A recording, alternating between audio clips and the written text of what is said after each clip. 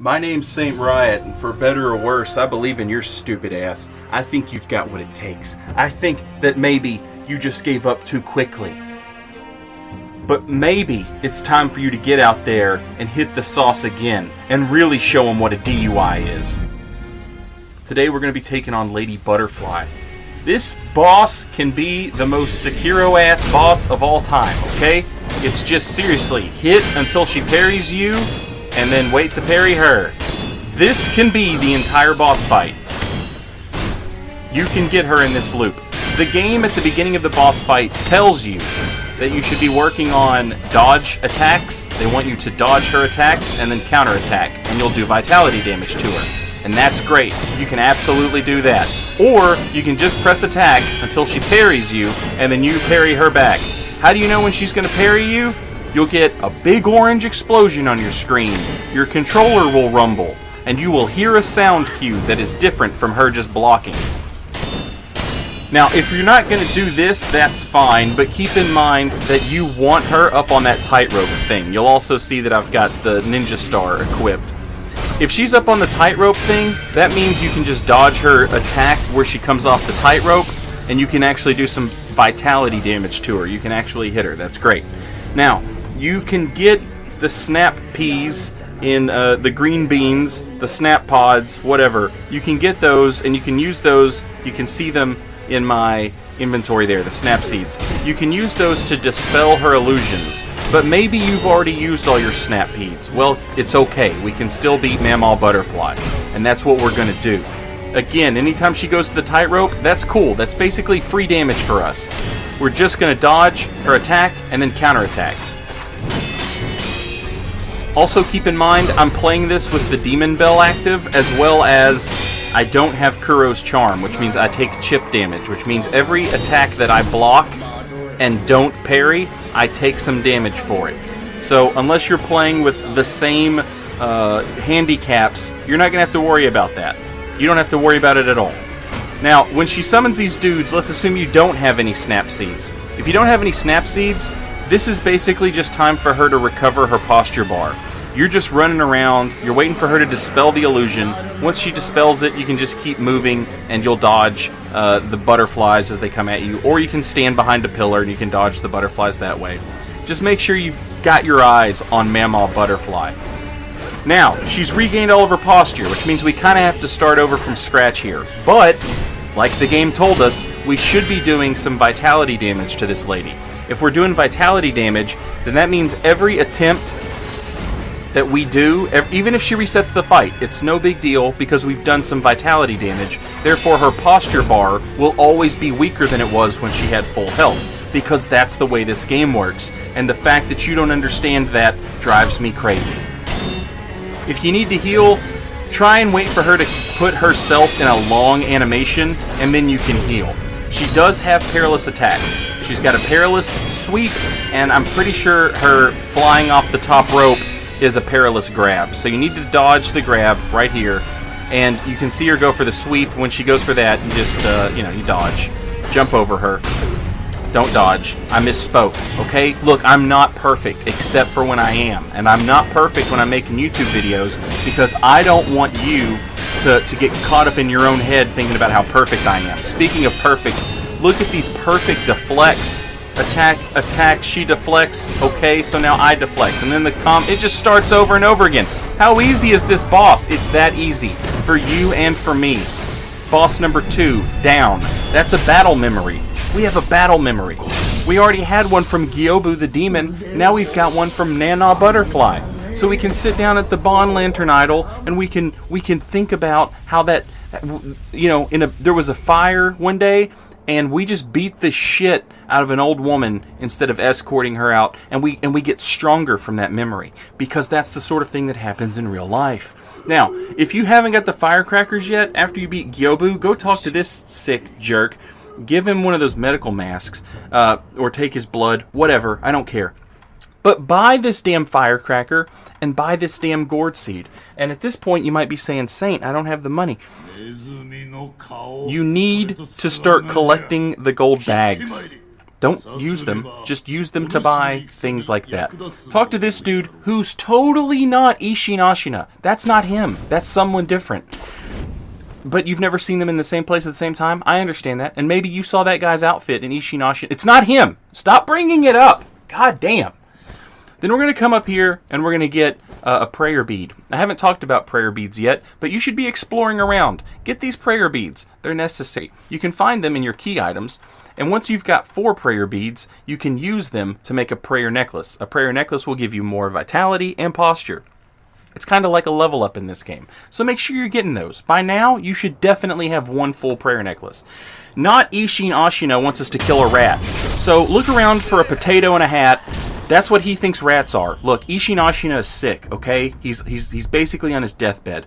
He doesn't realize that rats aren't potatoes with hats on. Once you tell him you've killed a potato with a hat on, he gives you his favorite comic book. And now you can learn more abilities. Let's kill this bull, but let's do it in the easiest way possible. We're going to kill these 2 dudes. It's no big deal.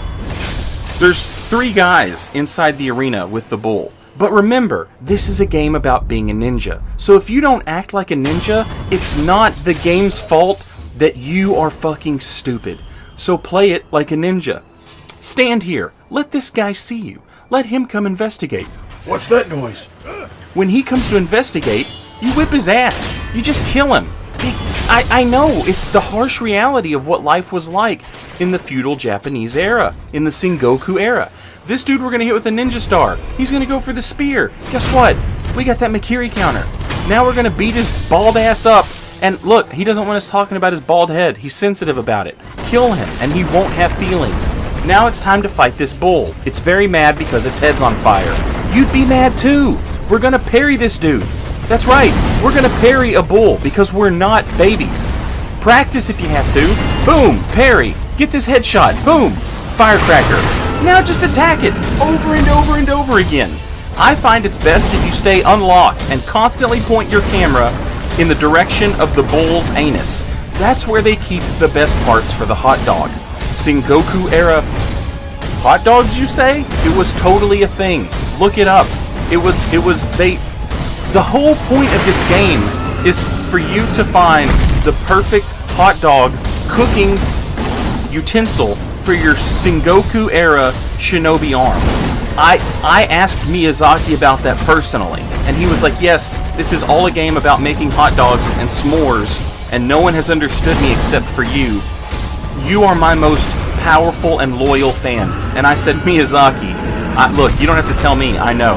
After you make hot dogs out of his butthole, the bull, in a fit of desperation, slams its own head into a wall, and then you can kill it. And you can make steaks if you want to, but nothing will beat a hot dog. After that, we're going to talk to this old woman. She wants us to pray with her because she's my grandmother. And she's Pentecostal, and that's fine. She speaks in tongues and dances at church. It's whatever. Now, we're going to pray with her, okay? We're going to use Mibu balloons. And if you use 1, you get some sugar. If you use 2, you get a different kind of sugar. But if you pray with her 3 times, she'll give you divine confetti. Just like my grandma will also give you divine confetti. If anyone happens to visit the mental hospital, please say hello to my grandmother. I miss her very much. Now we're going to fight this ninja. He's in a well. Guess what? Did you watch the video before this? We've already fought this guy. But Saint, this one has 2 health bars. Not anymore, because the game just rewarded us for understanding the stealth mechanic. Again, this dude does karate kicks that have hyper armor, so we can't bully him. We have to attack, and when he deflects us, we have to wait and see what he wants to do. If he wants to go for a drop kick, we parry it, and then we hit him before he does the sweep. If he wants to go for a sword hit, we just deflect him, and then we go back to attacking. It's that simple, it's that easy. The camera down here sucks butt, I'm not gonna lie. Just try and keep him in the widest area, the widest part of the level, and you should be okay. Also, if he hits you, don't freak out and try and run away and heal. Just keep fighting. Get back in there and fight some more. It's that simple. Now, the game rewards us again. We've already done this. We've already snuck up here one time. The game asks if we can do it again, and if we say yes, then guess what? 7 Ashina Spears is down a health bar. When he swings the spear over his head, hit him. Don't just sit there and mash L1 like a little baby. And look, when you parry him 3 times, he falls over, just like we learned with Gyobu. If you parry a spear 3 times, most of the time, the spear user finds themselves completely out of whack. I didn't press L1 at the right time there. It's okay. We don't dash away and panic. We just get back in there and do it right the next time. He has sweep attacks. He has thrust attacks. When he spins the spear, hit him once and then get ready to parry. You can actually hit him 3 times if you want to play fast. Parry 3 in a row and you knock his ass down. And then you get free hits in. But don't be afraid. People say, just mash L1. F that. Mash R1. Do some damage to these dudes. It's fairly simple. And again, if he spins the spear over his head, get some free damage in. Parry. Makiri counter. Dead. 7 Ashina spears. More like 7 Ashina bitch. Get burned. If you don't parry this guy, guess what? No balls. From here, we're going to go and we're going to fight the Master Samurai R1 Master. But before we do that, we got to sneak around in here a little bit. And the reason I'm showing you this is because it's very important that you come in here, you kill these dudes, no big deal. Why are you sleeping on the job? It's not tea time. It's time to fight a ninja. That's who I am. I'm a ninja. Makiri counter. It's dope. Now we kill this dude, and it's pretty cool. We get some iron for our troubles, and maybe we get a little bit of sugar. That's cool, but let's check out this secret door. Did you know about that secret door? I hope you did, because if you didn't, then you missed out on a prayer bead. So make sure that your ass comes in here and gets this prayer bead, because without it, you don't stand a prayer of a chance. I see different people fight this guy different ways, and that's fine, but in my opinion, you should fight him the way the game wants you to fight him. And this is a parry test. Can you parry this dude? The game is just asking you, can you parry this dude? He's got 3 attacks. The double strike, the sword hilt, and a sweep attack. When you see the glint flash of his katana, he's going to attack twice. So you press parry twice. Don't just press it once, press it twice. If you try and dash in and dash out and fight this dude in some other weird way, you're probably going to end up getting hit. So it's best to just stay in his face and deal with him the way the game wants to. Can you parry this guy? Parry him, don't attack more than once because you need to be able to get through that sweep attack. Press parry twice, jump on him when he allows you to, and then just kill him. The end. That's it. You can run around and run around him and run around him and run around him, but why would you when you can just look cool parrying his ass and then taking his chicken livers? Next time, we fight Genichiro.